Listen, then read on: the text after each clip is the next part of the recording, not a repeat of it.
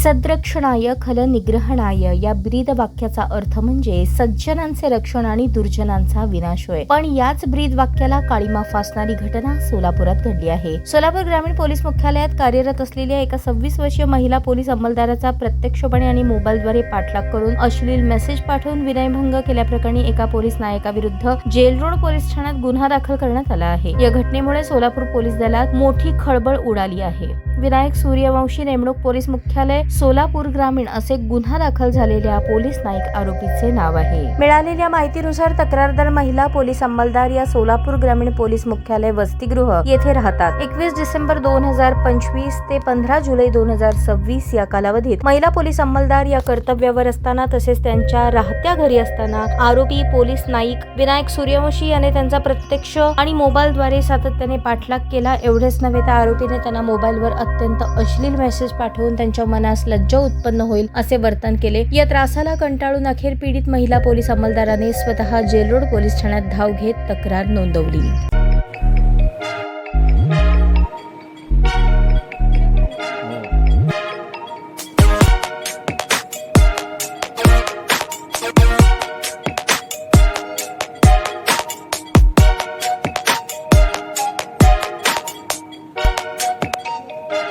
सोलापूर शहरातील सुप्रसिद्ध हॉस्पिटल म्हणजे सेंट्रल मल्टी स्पेशालिटी हॉस्पिटल मागील अनेक वर्षापासून सेवा बजावत आहे। 24 तास इमर्जन्सी सर्व्हिस, मॉडर्न टेक्नॉलॉजी, अनुभवी डॉक्टर्स तसेच अत्याधुनिक तंत्रज्ञान सुविधांनी सुसज्ज स्त्रीरोग प्रसूती विभाग, ऑर्थोपेडिक विभाग, मेडिकल विभाग आणि इतर एकमेव नाव म्हणजे सेंट्रल मल्टी स्पेशालिटी हॉस्पिटल।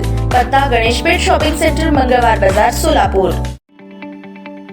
ताज्या बातम्या पाहण्यासाठी प्राईम महाराष्ट्र न्यूज चॅनलला सबस्क्राईब करा।